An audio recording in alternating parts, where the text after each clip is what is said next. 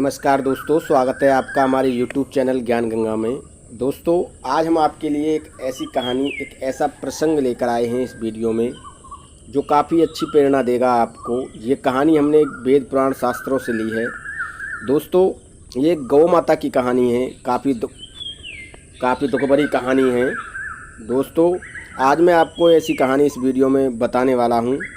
प्रिय दर्शकों, अगर आप हमारे YouTube चैनल पर नए मेहमान दर्शक बनकर आए हैं तो आप हमारे YouTube चैनल को सब्सक्राइब कीजिए और बेल आइकन को प्रेस कीजिए ताकि हमारी आने वाली वीडियो का नोटिफिकेशन सबसे पहले आपको मिले और आप इस तरह की ज्ञानवर्धक कहानी हमारे YouTube चैनल पर प्रतिदिन देखते रहें। दोस्तों, गौ माता को आप जानते हैं। गौ माता समुद्र मंथन के दौरान गौ माता की उत्पत्ति हुई थी और 14 रत्न गौ मिले थे समुद्र मंथन के दौरान। उनमें से एक रत्न गौ माता का है और तब से गौ माता को काफ़ी पूजा जाता है और हिंदू धर्म में गौ माता का स्थान सबसे ऊंचा है, सबसे पवित्र है, सबसे पावन है। तो दोस्तों, जो व्यक्ति प्रातः गौ माता के दर्शन करता है उसके सभी पाप दोष नष्ट हो जाते हैं, तरक्की के रास्ते खुल जाते हैं, उसके धन दौलत और समृद्धि में दिन रात चौगुनी तरक्की होने लगती है। तो दोस्तों, ऐसी कहानी हम आपके बीच लेकर आए हैं। कहानी को पूरा सुने, वीडियो को बिना स्किप किए देखें ताकि आपकी कहानी अच्छी तरीके से समझ में आए। बेल आइकन को प्रेस करें ताकि आने वाली वीडियो का नोटिफिकेशन सबसे पहले आपको मिले और आप इस तरह की कहानी का भरपूर फ़ायदा उठा सकें। दोस्तों, प्राचीन काल समय में एक ऋषि मुनि थे जंगल में। उनके यहाँ एक गाय रहती थी। गाय का एक पति भी था बैल और गाय का एक पुत्र भी था।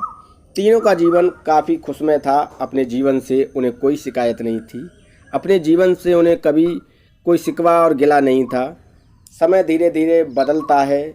आप तो जानते ही हैं, हर खुशी के बाद गम आता है, हर खुशी के बाद दुख आता है और दुख के बाद सुख भी आता है। ऐसा ही उनके जीवन में था। उनका जीवन हंसी खुशी व्यतीत हो रहा था। अचानक उनके जीवन में एक दुख भरी दास्तान शुरू हो जाती है। गौ माता जो थी वो काफ़ी बीमार हो जाती हैं और काफ़ी ज़्यादा इतनी बीमार हो जाती हैं कि उनका इलाज भी कराना मुश्किल हो रहा था। तो गाय का जो पति था बैल, वो सोचने लगता है कि अगर मेरी गाय नहीं रही तो मेरा तो जीवन ही बर्बाद हो जाएगा। उधर जो गाय का पुत्र था वो सोचता है कि अगर मेरी माँ नहीं रही तो मुझे दूध कौन देगा, खाना पानी कौन देगा। तो इस तरह पूरा परिवार परेशानी में आ जाता है। और जब इस तरह परिवार परेशानी में आ जाता है तो गौ माता कहती हैं कि परेशान होने की ज़रूरत नहीं है, जो होगा वो देखा जाएगा। गाय का जो पति था बैल, वो काफ़ी उपचार कराने की कोशिश करता है, काफ़ी हकीम वैद्यों के पास जाता है, पर गाय को सही नहीं करा पाता है और सभी वैद्य हकीम जो थे वो परेशान होकर हार थक कर बैठ जाते हैं।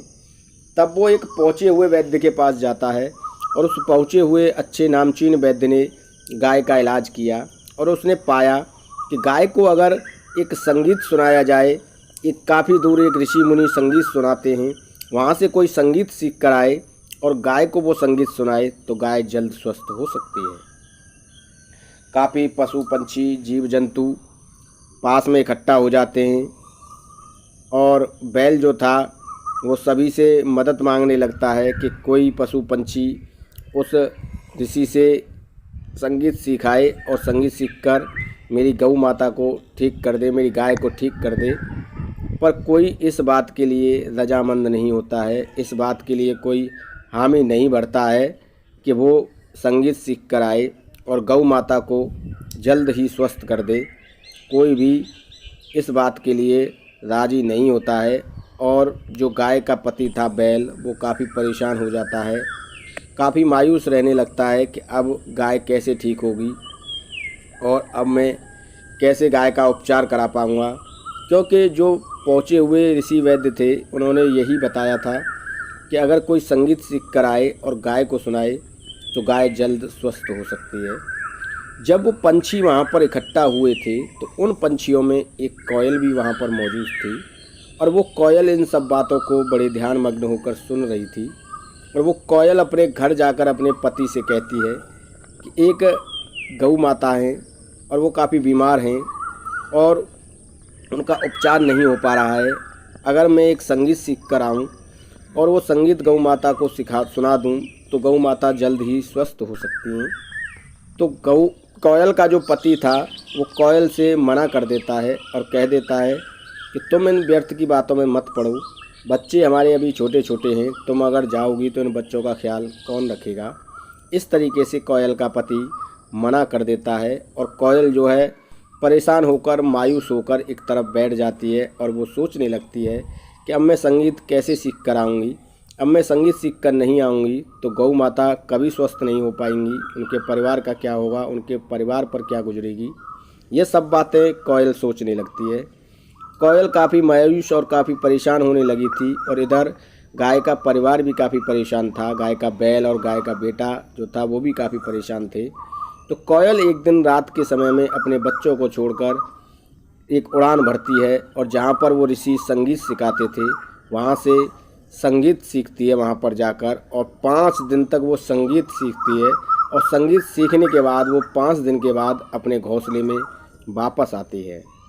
जब वो वहाँ से संगीत सीखकर 5 दिन बाद अपने घोंसले में वापस आती है तो उस कोयल का जो पति था वो उस पति जो था वो काफ़ी नाराज़ होता है और कहता है कि तुम मेरी मर्ज़ी के बिना कहाँ गई थी और तुम्हें 5 रोज़ हो गए, 5 दिन से बच्चों ने कुछ नहीं खाया पिया है, ऐसा लगता है कि तुम चरित्रहीन हो गई हो।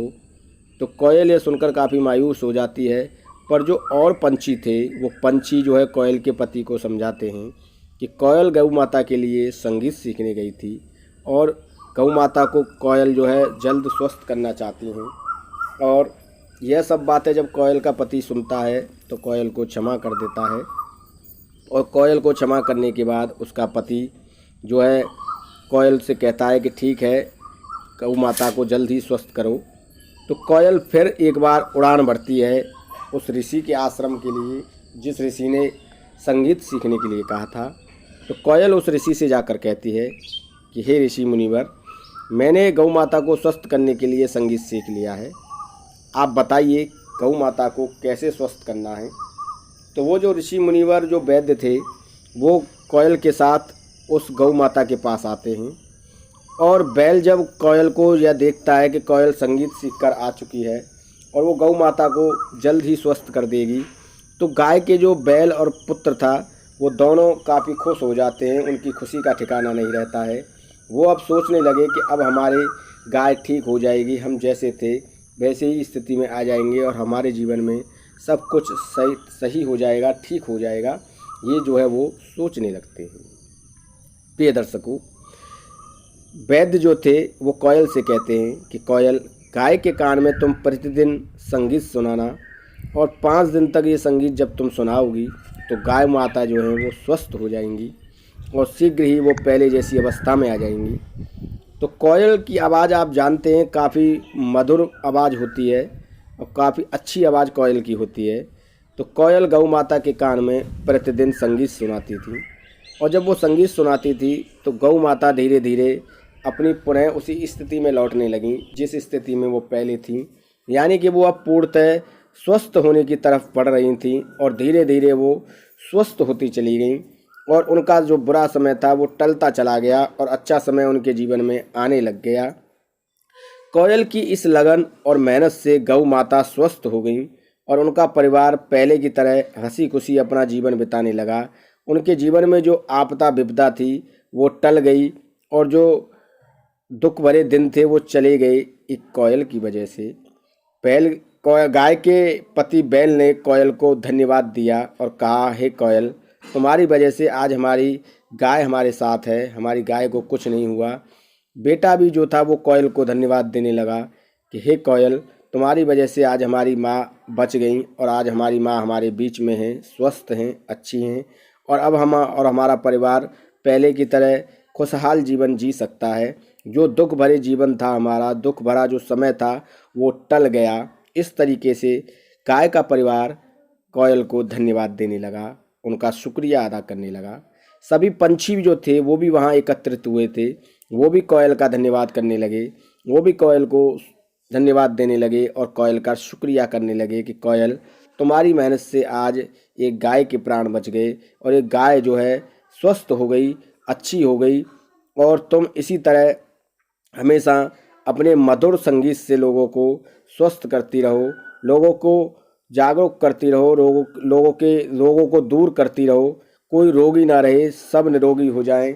इस तरीके से जो है पंछी कोयल को धन्यवाद देने लगे और कोयल काफ़ी खुश थी कि उसकी मेहनत और उसकी लगन ने गाय को बचा लिया और गाय को स्वस्थ कर दिया।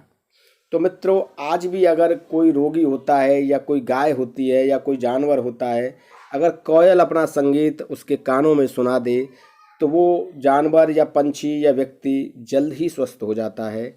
ऐसा वेद पुराण और शास्त्रों में कहा गया है। दोस्तों, जो गाय होती है इसमें 33 कोटि देवताओं का निवास होता है और गाय को सर्वोत्तम स्थान दिया गया है हिंदुत्व धर्म में। और गौ माता की हम प्रतिदिन पूजा भी करते हैं। अगर हम गौ माता का प्रतिदिन दर्शन करते हैं तो हमारे सभी पाप दोष नष्ट हो जाते हैं।